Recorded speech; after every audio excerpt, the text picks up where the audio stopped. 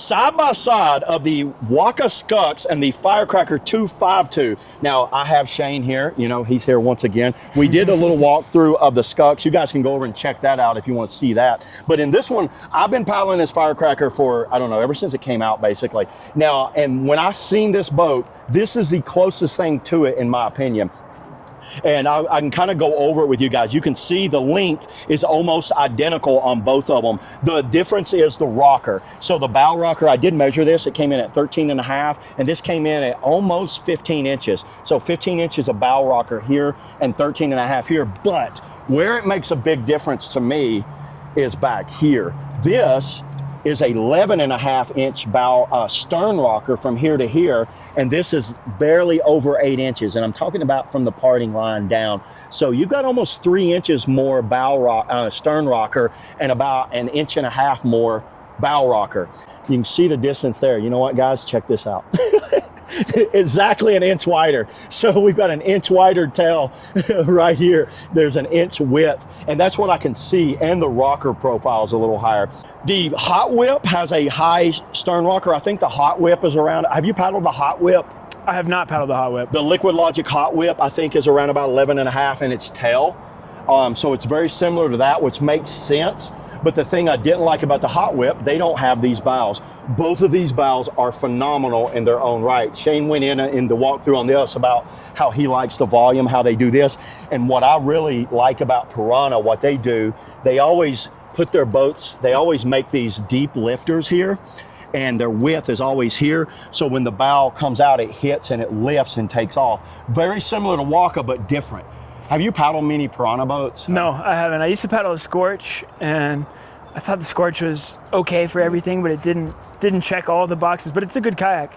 Have you been in a reactor? I have not been in a reactor, but Riley Spoon has been crushing in a reactor. So the reactor kind of fixed what I didn't like about the Scorch. Oh, yeah, okay. That makes sense. Now, looking at the actual edges on this boat, I'll do kind of a rapid fire on this. You see what Pyranha does right here and how that depth, that's well over, you know, half inch. How many centimeters is half an inch? He's an engineer, so he knows this. I got ChatGPT. Where you at, man? Oh my God. All right, let's say 19 millimeters. Well, I'm guessing. So how about a pinky? A bloke's pinky right here, where you see how small their lifters are right here, but it is kind of in there, but they have their width all the way out to here. You see how wide this is, and this is kind of more narrow, but it's got width up here. And that's what I've always liked about Pyranha. Their firecrackers, their reactors are very wide and flat. This is very flat and planing right here. The thickness is thinner here than the thickness here. Like their width here feels wider than that right there. So that's what I can tell a big difference between these two.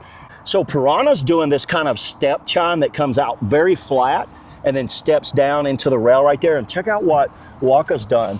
They've got this and it tapers off and it just scoops up very aggressively and then drops down into another aggressive rail. Then you've got your volume out there. That looks awesome, actually. And then up here, it is very aggressive up here. The most aggressive I've seen anyone carry a rail up here, which is gonna be, I'm very curious whether this hangs up in big water.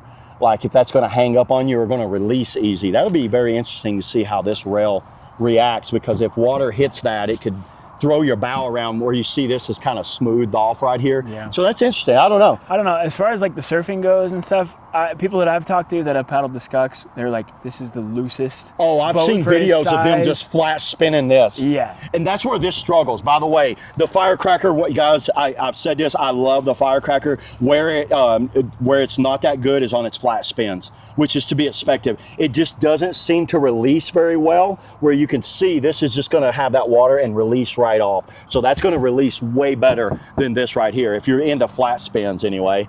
And downriver, I'm gonna guess they're probably pretty similar, honestly. This is the closest I've seen to a Firecracker 252. And they do have that little bit of negative rocker that comes down. Waka loves that negative rocker right there, where Pyranha just goes straight out. And they're kind of narrow on their hull on the bottom back here. But overall, it looks really good. I think either one of these boats that you get, you're gonna have a good time in. I can already tell you that right now. What's Shane think about it? You got anything to add on the Firecracker? He wishes he had a Firecracker. No comment, man. Especially now that there's the Elite outfitting. This is the Fire. If you guys hadn't seen my Elite kind of walkthrough on that, go check that out. The Elite changed the way this boat paddles. You're setting deeper in it. You can see how much deeper you are than this Skuxx right here. You can see the depth right there. Volume wise, I think they're pretty similar. I think this is around about 72 gallons. That's 70, and there is a deluxe version of this that'll give you more volume on that. But yeah, there it is. You guys comment below which one you like, which one you've paddled, which one you want to get. Shane hopes you get the Waka. I hope you get the Piranha. Actually, I hope you get either one. I think they'll be great.